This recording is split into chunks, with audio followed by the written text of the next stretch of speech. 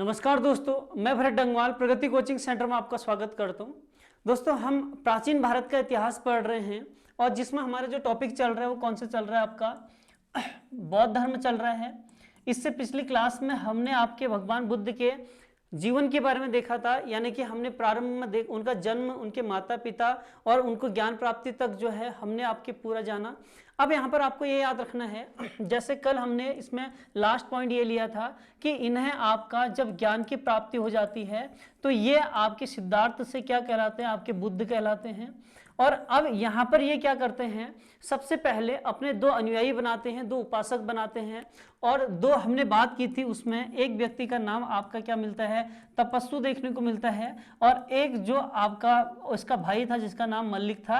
यानी कि मल्लिक और तपस्सु जो है इनके आपके दो उपासक थे, अर्थात दो अनुयायी थे। तो पहले दो अनुयायी आपके ये होगी। अब इन्होंने यहाँ से क्या किया कि ये जो इनको ज्ञान की प्राप्ति हो रखी है, ये ज्ञान जो देना चाहते थे अपने गुरुओं को देना चाहते थे। जो पहले गुरु इनके वैशाली में जो इन्हें मिले थे जिनका अलार कलाम नाम था, और दूसरे गुरु आपके राजगृह में जो इन्हें मिले थे जिन्हें उद्रक रामपुत्र के नाम से जाना जाता था। तो ये उनको ये ज्ञान देना चाहते थे, लेकिन उस समय उनकी आपकी मृत्यु यहाँ पर हो चुकी थी। इसी वजह से अब ये तय करते हैं कि जो आपके उरुग्वे में यानी कि उरुवेला में जब ये तपस्या कर रहे थे, इनके साथ 5 ब्राह्मण थे। इन 5 ब्राह्मणों को ही ये क्या करना चाहते थे, ये उपदेश देना चाहते थे। इस वजह से ये कहाँ चले जाते हैं, आपके ऋषिपत्तनम, या ऐसे सारनाथ भी बोलते हैं, या ऐसे मृगदाव वन के नाम से भी जाना जाता है। तो अब कल से जो हमने पढ़ा था यहाँ तक हमारा कंप्लीट हो चुका था। आज हम वहीं से आगे शुरू करते हैं। ये क्या करते हैं, आपके कहाँ चले जाते हैं, आपके ऋषिपत्तनम में चले जाते हैं। और ऋषिपत्तनम को देखा जाए, इसी को आपके मृगदाव वन के नाम से भी जाना जाता है, या इसे आप क्या बोलते हो, सारनाथ के नाम से जानते हो। तो यहाँ पर अगर देखा जाए तो उन्होंने 5 जो ब्राह्मण थे, उन 5 ब्राह्मणों के साथ जो था एक और व्यक्ति था जिसका नाम आपका यश देखने को मिलता है। ये यश एक आपका श्रेणी था। श्रेणी का मतलब यहाँ पर आपके व्यापारी से लिया गया है। कहने का मतलब ये है, जब इन्हें आपके ज्ञान की प्राप्ति होती है तो ये अपना पहला उपदेश जो है आपका कहाँ पर देते हैं, ऋषिपत्तनम में देते हैं, जिसे मृगदाव वन या आपके सारनाथ के नाम से आपका जाना जाता है। और यहाँ पर ये उपदेश जिसे देते हैं वो आपके 5 ब्राह्मण थे। और उन 5 ब्राह्मणों की अगर हम बात करें तो उसमें एक आपके कौन थे, आपके अंश थे, कल हमने बात करी थी इस पे। और एक आपके कौन हो जाते हैं, भट्टी हो जाते हैं। अगला देखा जाए तो इसमें आपके क्या हो गए, आपके वपु भी देखने को मिलते हैं, और इसी में आपके अस्य जी देखने को मिलते हैं। और 5 जो थे वो कौन थे, आपके कौंडिन्य थे। तो कल हम इस पर डिटेल में बात कर चुके हैं कि 5 ब्राह्मण कौन थे। तो इन 5 ब्राह्मणों के साथ आपका एक व्यक्ति और था, इसका नाम क्या था, आपका यश। और ये आप याद रखना कि आपका सबसे पहला उपदेश इन्हीं 6 लोगों को आपका दे रखा है। और यही आपके बौद्ध कला में जो है धर्म चक्र प्रवर्तन के नाम से आपका जाना जाता है। आप ये याद रखना, जैसे इन्हें आपका घर से निकले तो इसे आपके महाभिनिष्क्रमण के नाम से जाना जाता है, ग्रह त्याग को। और जब इन्हें ज्ञान की प्राप्ति होती है तो इसे आपके संबोधि के नाम से आपका जाना जाता है। और जब इन्होंने अपना पहला उपदेश दिया, ये आपके धर्म चक्र प्रवर्तन के नाम से आपका जाना जाता है। तो आप ये कह सकते हो इन्होंने पहला धर्म चक्र प्रवर्तन जो दिया, अर्थात कहां पर दे रखा है, आपके सारनाथ में।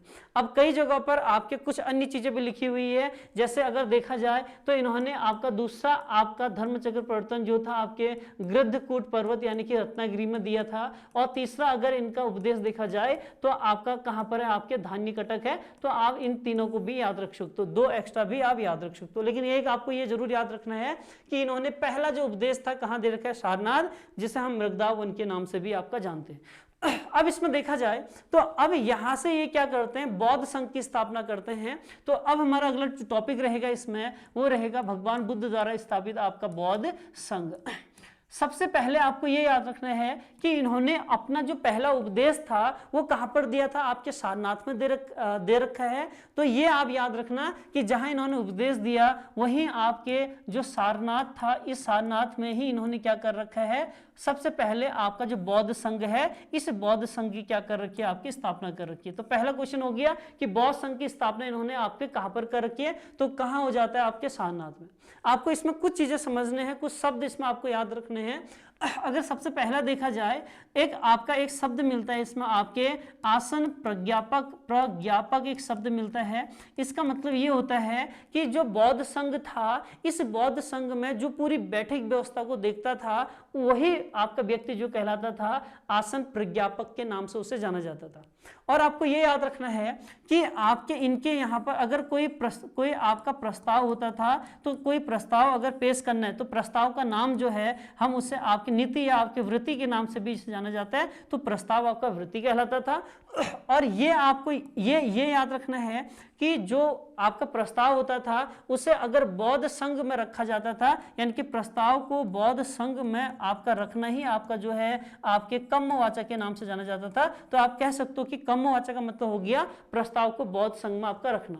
और आपको एक शब्द यहाँ पर याद रखना है कि ये मत जो थे दो तरीके से देते थे। एक आपका गुल्हक मत के नाम से जाना जाता है, एक आपका विवतक के नाम से जाना जाता था। इसका मतलब ये हो गया कि जो आपका गुप्त मतदान होता था उसे गुल्हक बोलते थे, और विवतक जो है वो किसको बोलते थे, जब आपका क्या होता था, आपका खुला मतदान होता था। तो ये याद रखना, जब आपका मतदान, अगर कोई प्रस्ताव पर आपका मतदान किया गया है वह आपके बहुमत से आपका पारित होता था, तो उसी को जो है आपके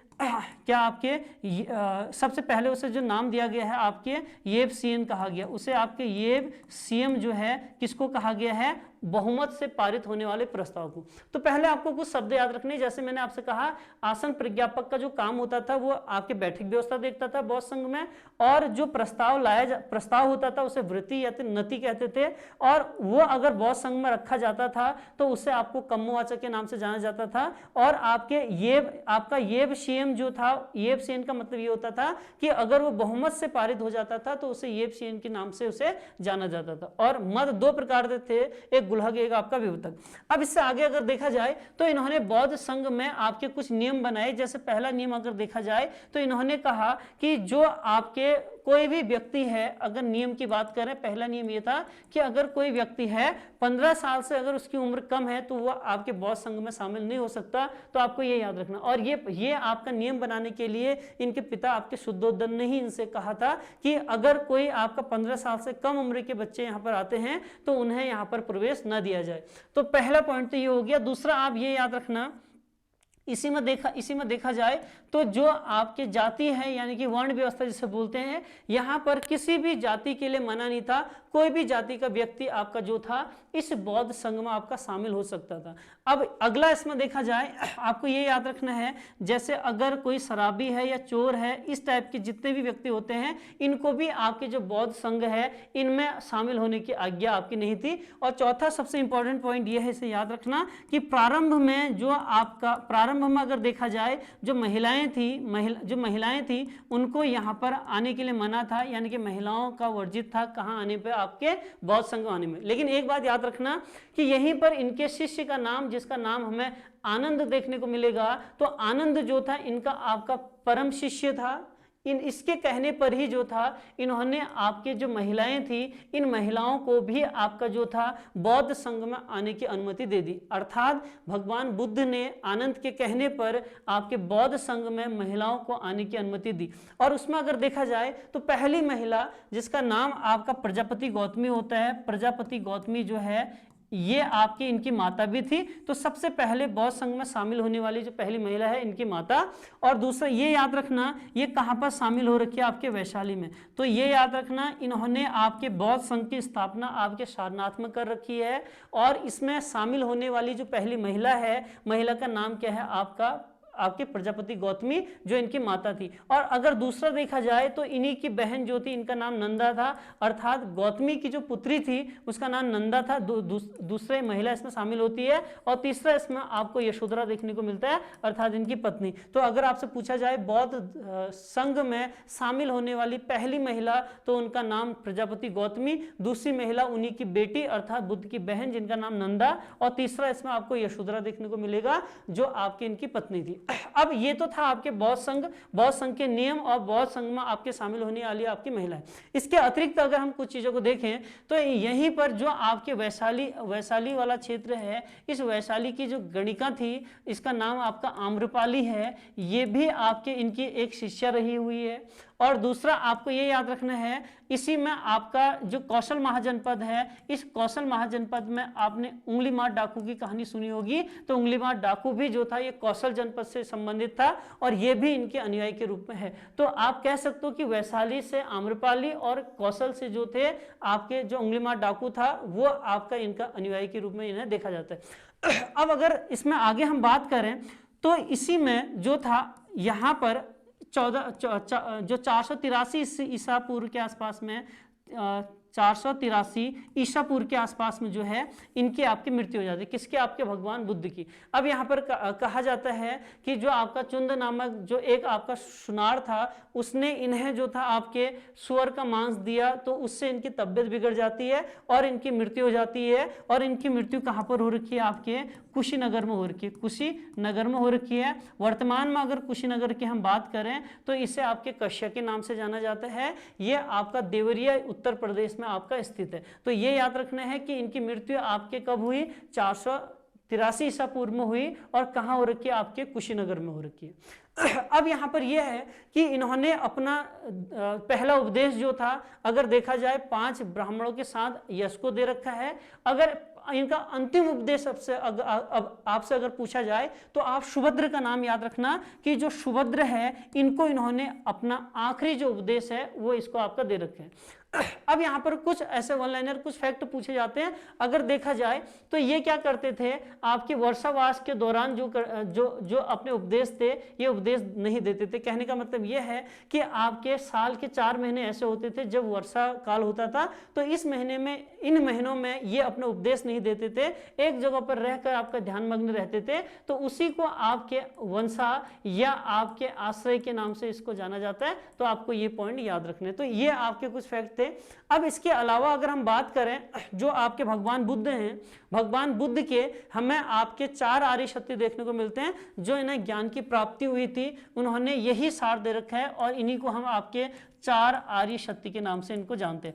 सबसे पहला अगर बात की जाए तो सबसे पहले इसमें देखा जाए तो इसमें आपका इन्होंने जो पहला आर्य सत्य दिया उसमें आपका दुख था। दूसरा अगर देखा जाए तो दुख समुदाय हो गया।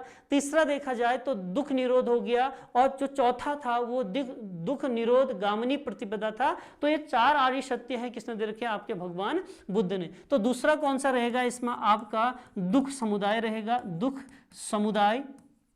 और जो इसमें तीसरा देखने को मिलेगा ये क्या है? आपका दुख निरोध। तीसरा कौन सा रहेगा? दुख निरोध। और जो चौथा पॉइंट इसमें देखने को मिलेगा वो कौन सा है? आपका दुख निरोध गामिनी प्रतिपदा, गामिनी प्रतिपदा। अब ये आपको याद रखना है कि इसमें अगर देखा जाए तो पहला जो इनका आपका आर्य सत्य था ये क्या देखने को मिलेगा? आपका दुख। इनका कहने का मतलब, भगवान बुद्ध का कहने का मतलब ये है कि आपके संसार जो है आपके दुखों से भरा हुआ है। ये किस में कह रखा है? ये कौन से आपके पहले आर्य सत्य में इन्होंने कह रखा है। दूसरा ये है कि दुख समुदाय, अर्थात इन्होंने बोला कि जो आपका दुख है उसका कोई ना कोई कारण है। और कई किताबों में आपका जो है 17 कारण दिए गए हैं। आपको ये याद रखना है कि जो आपके आर्य सत्य में दूसरा आर्य सत्य है, इन्होंने दुख समुदाय दिया, अर्थात जो दुख है उसके आपके कुछ ना कुछ कारण है। यह आपका दूसरा आर्य सत्य रहेगा।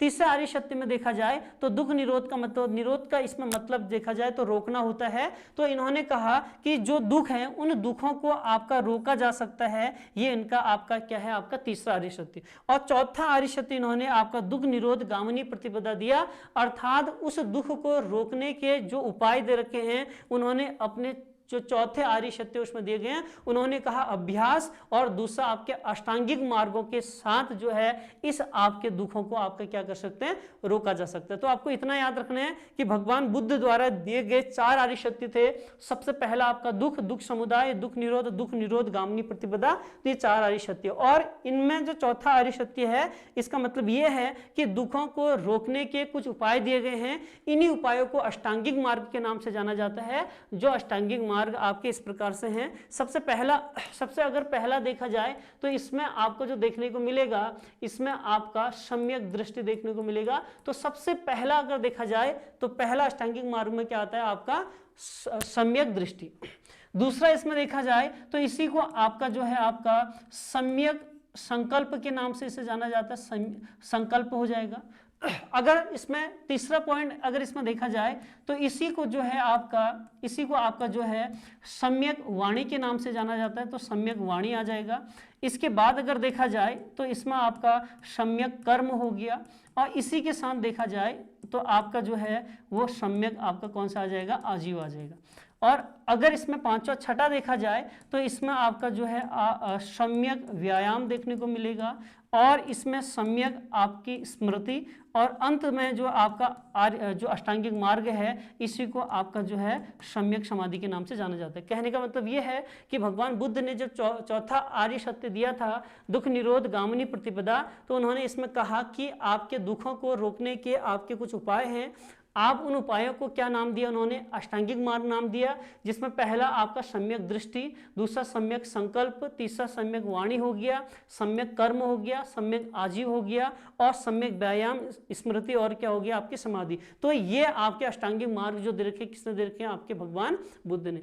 अब इसमें अगर हम बात करें तो ये याद रखना, जो पहले के दो हैं इनको आपके प्रज्ञा के नाम से जाना जाता है, और बीच के जो तीन हैं इसे आपके शील के नाम से जाना जाता है, और जो अंत के हैं इसे हम जो नाम देते हैं, क्या देते हैं, समाधि के नाम से जानते हैं। तो ये याद रखना, पहले के दो अष्टांगिक मार्ग को आपका क्या कहा गया, प्रज्ञा कहा गया है, आपके उसके बाद के तीन को आपका शील कहा गया है, और आखिरी के तीन को आपका क्या कहा गया है, समाधि कहा गया। और इन्हीं को जो है अगर देखा जाए, जो बौद्ध धर्म है इनको भी आपके त्रिरत्न कहा गया है, अर्थात बौद्ध धर्म के त्रिरत्नों में इनको भी गिना जाता है। आपको ये याद होगा कि बौद्ध धर्म के अगर त्रिरत्न की बात की जाए तो इसमें क्या क्या आता है। सबसे पहले इसमें बुद्ध आ गया, धम्म आ गया, और आपका संघ आ गया। तो ये तीन आपके आर्य सत्य जो तीन आपके हैं, इन्हें आपके त्रिरत्न के नाम से जानते हैं। कल की क्लास में हम इसे आपका डिटेल में पढ़ेंगे। तो आज आप ये याद रखना कि इनमें भी आपके प्रज्ञा, शील और समाधि को भी आपके त्रिरत्न ही आपका क्या है, आपका कहा गया है। तो आपको ये याद रखना है, सबसे पहले हमने इसमें आपका जो देखा, सबसे पहले हमने इसमें जो बात करी वो ये बात करी कि जो भगवान बुद्ध थे उन्हें जब ज्ञान की प्राप्ति होती है तो अपने दो अनुयायी बनाते हैं, दो उपासक वो नियुक्त करते हैं, जिसमें क्या नाम था, तपस्सु था, और एक का नाम क्या था, आपका मल्लिक था।